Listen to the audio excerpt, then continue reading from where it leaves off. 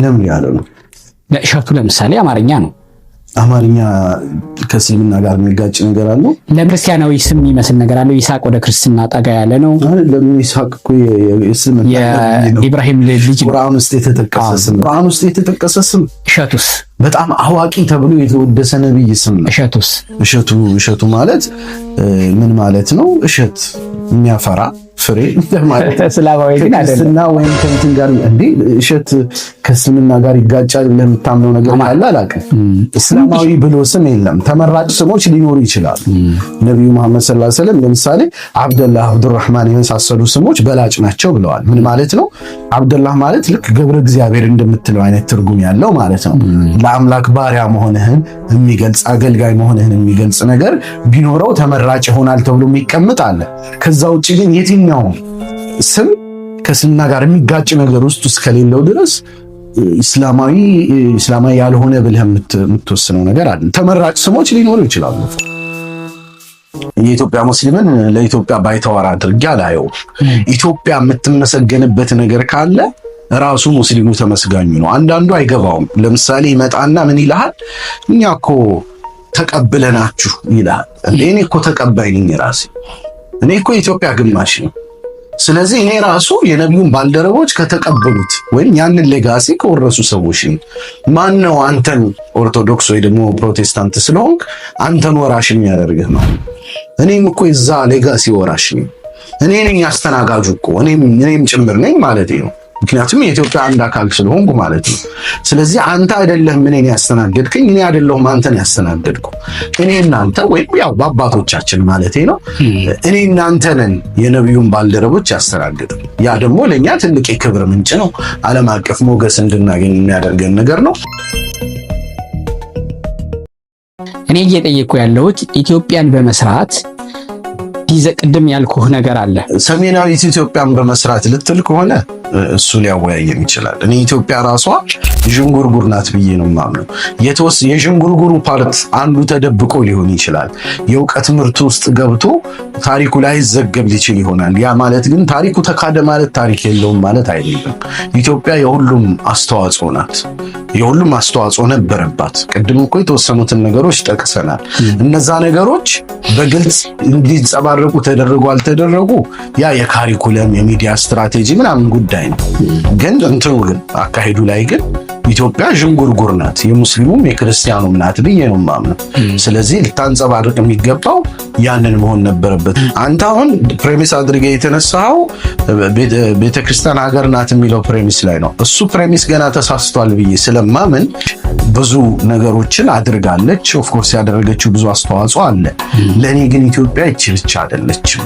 እኔ ኢትዮጵያ ምላት አሁን ኢትዮጵያ ብለን የምናስባትን በ1906-07 አካባቢ የተመሰረተችውን ኢትዮጵያ ከሆነ የሙስሊሙም ሱልጣኔቶች የነበሩባት፣ ሌላው ቀርቶ በሰሜናዊ ኢትዮጵያ ላይ እኮ ሙስሊሙ ትልቅ እኮ አስተዋጽኦ ነበረው። ለምሳሌ እነ የጁ ዳይነስቲ ላይ ምን ላይ ብትመጣ ዘመነ መሳፍንት ሁሉንም የኢትዮጵያ ክፍል በስራቸው ኢንኮርፖሬት ሳያደርጉ በፊት ብዙ ትላልቅ ስልጣኔዎች የሙስሊም ሱልጣኔቶች እኮ ሰርቫይቭ አድርገው ቆይተዋል። ችግሮች ቢኖሩም በየጊዜው ጦርነቶች ምኖች መኖራቸው እንዳለ ሆኖ አንተው ኢትዮጵያ የምትላት ከዛ ውስጥ እኮ ኢማም አህመድ ብን ኢብራሂም አልጋዚ ከላይ ከጫፍ እስከ ላይ ድረስ ጎንደርን፣ ደንቢያን ማዕከሉ አድርጎ እኮ አገሪቱን እኮ ለተወሰኑ ለ15 ለ16 ዓመታት አስተዳድሯል።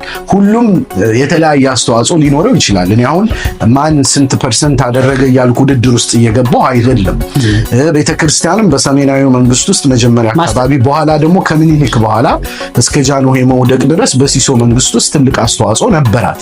ያንን አስተዋጽኦ ግን ምስጋናም ካለው ወቀሳም ይኖረዋል። አንድ ሰው ምስጋናውን ብቻ ነው የምፈልገው ወቀሳውን አልችልም ሊል አይችልም። በዚህ ወቅት ሁሉም ሀገሪቱ የተሰራችው በቤተ ክርስቲያን ነው ካልከኝ በኋላ መመለስ የሚኖርብህ ጥያቄ ኢትዮጵያ ለደረሰችበት ውድቀትም ሰሪዋ ተጠያቂ ናት ወደሚል ይመጣብሃል። ሙገሳ ብቻ አድርገህ አታስበው። እኔ እምነት ነው የምነግርህ። እኔ ትክክል ነው ብዬ ባየኋቸው የታሪክ እንትኖች መሰረት እጅግ በጣም ጨካኝ ገጸ ባህሪ ናቸው። እውነቱን ለመናገር የቴዎድሮስ ደጋፊዎች እንኳን ጨካኝነታቸውን አይክዱም። በጣም ጨካኝ እንደነበሩ ይታወቃልና መፍሰስ በዓለም ላይ ስታሊን አሁን ስንት ሚሊዮን ሰውን የጨፈጨፈው ብትጠይቀው እሱም አገሪቱን በምን ፖሊሲ ላይ ለማጽናት ይልሃል። ዓለም ላይ ያሉ እጅግ በጣም ጨካኝ የሚባሉ ጨፍጫፊዎች በሙሉ አንድነት ምናምን የሚሏቸው ትርክቶች ነበሯቸው። እንዲህ ከሆነ ማንንም ላንወቅስ ነው። ምክንያቱም በቀይ ሽብር አሁን ስንት ትውልድ ተገድሏል አይደል? በደርግ መንጌን ብትጠይቀው እኮ የሚልህ ነገር ሊኖር ይችላል። እኔ ኢትዮጵያን አንድ ለማድረግ ምናምን የሶሻሊዝም ማህበራዊ ፍትህ ለማስገኘት ሊልህ እኮ ይችላል። የትኛውም ስርዓት የሆነ የሚይዘው ትርክት አለው። ያ ማድረግ ግን ትክክል አያደርገውም። የምንወቅሰው ሰብአዊ መስፈርቶች አሉን። ሰዎችን መበደል፣ መግደል፣ ማቃጠል እኒህ ነገሮች በየትኛውም ዘመን ቢሆኑ ስህተት የሆኑ ነገሮች ናቸው።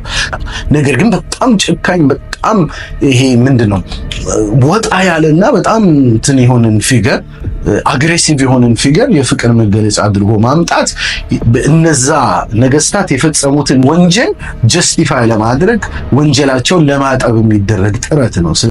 ሙስሊም በነገር ቤተክርስቲያን ማይን በጣም ጨፍጫፊ ነበሩ። ለስርዓታቸውን ለመጣል እኮ በነገራችን ላይ ቤተ ክህነት ትልቅ ሚና ነበራት።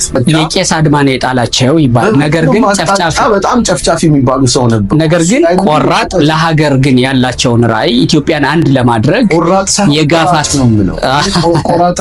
ቆራጥና ቆራጭ ብዙ ጊዜ ቆራጥ የምንላቸው ቆራጮቹን መንግስቱ ኃይለማርያም ቆራጭ ነበር። ለኔ አንዱ ተነስቶ መንጌ ቆራጡ ሊል ይችላል። መንጌ ቆራጭ ነው እኔ የምለው ለኔ የሚሰጠኝ ትርጉም ያ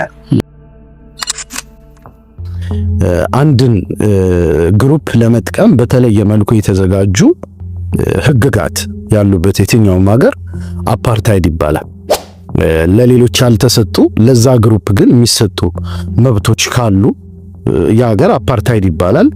በ1948 የተጀመረችው ወይ የተመሰረተችው በቅኝ ግዛት ሂደት ነው። እንግሊዝ ኦቶማንን ካሸነፈችና ቦታውን ከተረከበች በኋላ ፍልስጤማውያን መታጠቅ የሚችሉበትን መንገድ ሁላ ዘጋግታ በተለያዩ በመሳሪያ ማዕቀቦች ራሳቸውን መከላከል የማይችሉበት ደረጃ ከደረሱ በኋላ እዛ ለከሮሻል ቤተሰብ ጋር ባደረጉት ስምምነት ለጦርነት ገንዘብ ብድር ለማግኘት በሚል ኦልሞስት አስማምተው ሽጠዋታል።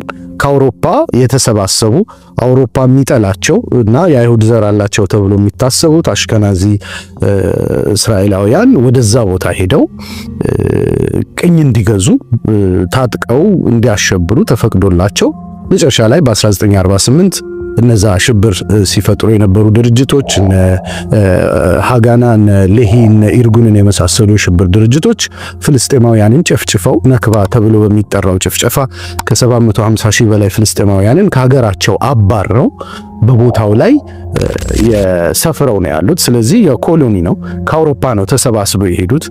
የአውሮፓ ነጮች የተለያዩ የመካከለኛው ምስራቅም ሆነ የአፍሪካ ሀገራት ሄደው አካባቢውን ሲገዙና ቦታው ላይ ሴትል ሲያደርጉ በየትም ቦታ ቅኝ ግዛት ተብሎ ነው የሚጠራው። አፓርታይድ የሚያደርገው ደግሞ ልጨርስልህ፣ አፓርታይድ የሚያደርገው ፍልስጤማውያን ኦልሞስት ከ6 ሚሊዮን በላይ ፍልስጤማውያን በገዛ ሀገራቸው ላይ የመምረጥ ነጻነት ተነፍገው የዜግነት ነጻነት ተነፍገው በወታደራዊ አገዛዝ እንዲኖሩ የተደረጉበት በየጊዜው የሚጨፈጨፉበት ህፃናት በየአመቱ ከ500 እስከ 800 የሚደርሱ ህፃናት የሚታገቱበትና እስር ቤት ላስገድዶ መድፈርን ጀምሮ ከፍተኛ ጭፍጨፋ የሚፈጠርበት ሀገር ነው። ስለዚህ በዴፊኒሽን ደረጃ ለፍልስጤማውያን የተለየ መንገድ፣ የተለየ የፍተሻ ጣቢያ፣ የተለየ ህግጋት፣ የተለየ የዜግነት ክልከላ ያለበት ሀገር አፓርታይድ ይባላል። በእነሱ በኩል ያለውንም እንዳታልፈው ብዬ ነው። ጥሩ። የትኛውም ቅኝ ገዢ ሲመጣ አመክንዮ ይዞ ነው የሚመጣው። እንግሊዞች ወደ አፍሪካ ሲመጡ ወደ ምን ሲመጡ እናሰልጥን እንስበክ ብለው ይመጣሉ። እነዚህን ህዝቦች ከአሰልጥነን ሰው እናደርጋቸው እንስሳ ናቸው ያሉ አሉ። እንርዳ ብለው ይገባሉ። ቤልጂየሞች በሁማኒቴሪያን ኤድ ሰበብ ነው የገቡት። የተለያየ አይነት ምክንያት ሊኖራቸው ይችላል። ስርዓታቸው ግን ምንድነው? የዛሬ 2000 ዓመት 3000 ዓመት እዚህ ቦታ ላይ እኖር ነበር ወይም ቅድመ አያቶቼ እዚህ ቦታ ላይ ይኖሩ ነበር ብለህ ዛሬ 4000 ዓመት እዛው ምድር ላይ ተተክለው የኖሩ ሰዎችን ገፍተህ ጨፍልቀህ ደብድበህ አባረህ መኖር የለም አገርህማ ተብሎ ሲሰደዱ እኮ ፍልስጤማውያን ወንድሞቻችን ብለው ተቀብለዋል። የባልፎር ዲክላሬሽን ታውጆ በ1947 ጀምሮ አይሁዳውያን ወደዛ ቦታ ሲመለሱ ፍልስጤማውያን እኮ ሪዚስት አላረጉም። መቼ ነው ሬዚስት ያደረጉት? ከ30ዎቹ ጀምሮ ታጥቀው ማሸበር ሲጀምሩ፣ መግደል ፍልስጤማውያኑ ባልታጠቁበት እነዛ ታጥቀው ማሸበር ሲጀምሩ፣ እንግሊዝን ጭምር ፕሮቴክተሮት ባለቤቷን እንግሊዝን ጭምር ሲያሸብሩ ነው ነገሮች መበላሸት የጀመሩት። አሁን ይሄ ቦታ የኔ ታሪክ ነው ብለህ ዛሬ 2000 ዓመት ታሪክ ጠቅሰህ እዛ ሄደህ መኖር አንድ ነገር፣ እዛው እየኖረውን ያለውን ሰው ደግሞ ጠራርገህ ማስወጣትና ባባረር ሌላ ነገር። ዴዝሞንድ ቱቱ ለረጅም ጊዜ አፓርታይድ ሲታገሉ ኖረዋል። ነገር ግን በእስራኤል ጋባዥነት ሄደው እዛ ያለውን ስርዓት አይተው ከመጡ በኋላ ምን አሉ መሰለ፣ እኛ አፓርታይድ የደቡብ አፍሪካው እጅግ በጣም መጥፎ እንደሆነ እናስብ ነበር። አሁን ፍልስጤማውያን ያሉበት አፓርታይድ ግን እኛ ከነበርንበት አፓርታይድ እጅግ በጣም የባሰ ነው ብለው ነው ምስክርነታቸውን የሰጡት። ከዛ ውጭ ቅድም የጠቀስከው አመክንዮ እየተገደሉ ያሉ እየተጨፈጨፉ ያሉ ሰዎች አሉ። እውነቱን ለመናገር ቅኝ ገዢ ናቸው የሚባለው የሄዱትም ከአውሮፓ ስለሆነ ነው። ከራሻ፣ ከፖላንድ፣ ከአውሮፓ ከምን የተሰባሰቡ ነጭ ሆነው የኖሩ እንደውም ከነጩም በላይ ሀብታም ሆነው በብዙ በባንክ በምን ዘርፎች ተሰማርተው የኖሩ አሪስቶክራቶች ናቸው። ወደ እዛች ከተማ ገብተው ብዙዎቹ ሲገቡ ጭምር የተለያዩ የትራቭል ዶኩመንቶችን የሌሎች ሀገራትን ይዘው ገብተው እኝን የገዙት ሊትራሊ ከአውሮፓ የሄዱ ናቸው። ስለዚህ ነው የመሰረት ነው ስለሚሉ ነው። ለማንኛውም እስራኤል ያሉትም እኮ የብራንዲንግ ነገር ነው። ያው ክርስቲያኑ ዓለም እስራኤል የሚለውን ቃል ከሰማ ይደግፈናል በሚል ስያሜ ወደዛ እንጂ የመጀመሪያ ምርጫቸውም ፍልስጤም አልነበረችም። ከአውሮፓ ተሰደው ሌሎች ቦታዎች ላይ ለመኖር ሲያስቡ ኮንሲደር ካደረጓቸው ቦታዎች ውስጥ ዩጋንዳ አንዷ ናት፣ ኢትዮጵያ አንዷ ናት። ጠይቀው ነበር፣ ሐረር ላይ ጠይቀው ነበር። ጃንሆይ ስላልፈቀዱ ነው በወቅቱም የተባሉት። አርጀንቲና ጠይቀዋል። 3-4 ቦታዎችን አስሰው መጨረሻ ላይ ለእንግሊዝ ገንዘብ በመስጠት አንደኛ ዓለም ጦርነት ላይ እንግሊዝ የገንዘብ እጥረት ስለነበረባት በ1947 የሮትሻይልድ ቤተሰብ ገንዘብ በመስጠት በጉቦ ገዝተው ነው የገቡት። የነዛ የገቡትም ደግሞ ዛይኒስቶች ሴኩላር ዛይኒስቶች ናቸው። በመጽሐፍ ቅዱስ የሚያምኑም አይደሉም። ይህን አሁን አንተ የምትለውን ታሪክም አምነውበት አይደለም። ከአውሮፓ የኖሩ አራጣ አበዳሪዎች አሪስቶክራቶች ናቸው ገብተው። ለማንኛውም ታላቅ የምትፈራ የምትከበር እስራኤል የምትባል በመካከለኛው ምስራቅ ሀገር አለች። መፈራት መልካም ነገር ከሆነ አሜሪካም ትፈራለች። ለምን? ትገድላለች፣ ትጨፈጭፋለች። ያ ጥሩ ነገር ከሆነ አንበሳ ሚዳቋን ሲገነጣጠል እያየህ የምትረካ ከሆነ በጉልበት የምትረካ ከሆነ ያ ነው። የትኛውም ሃይማኖት ቤተኝነትን አበረታታ። ሁልጊዜም ገዢዎች፣ ቀኝ ገዢዎች እንዲህ አይነት አመክንዮችን እየተጠቀሙ ነው ሰዎችን የሚገዙትና ለዛ ነው እንደ ኢትዮጵያም ሆኜ ሳየው በቃ ጭንቅ የሚለኝ አንድ ኢትዮጵያዊ ቀኝ ግዛትን ብቸኛ ቀኝ ሳትገዛ የኖረችው ኢትዮጵያ ለቀኝ ግዛት አመክንዮ ስትረታ ማየት ስለሚያስጨንቀኝ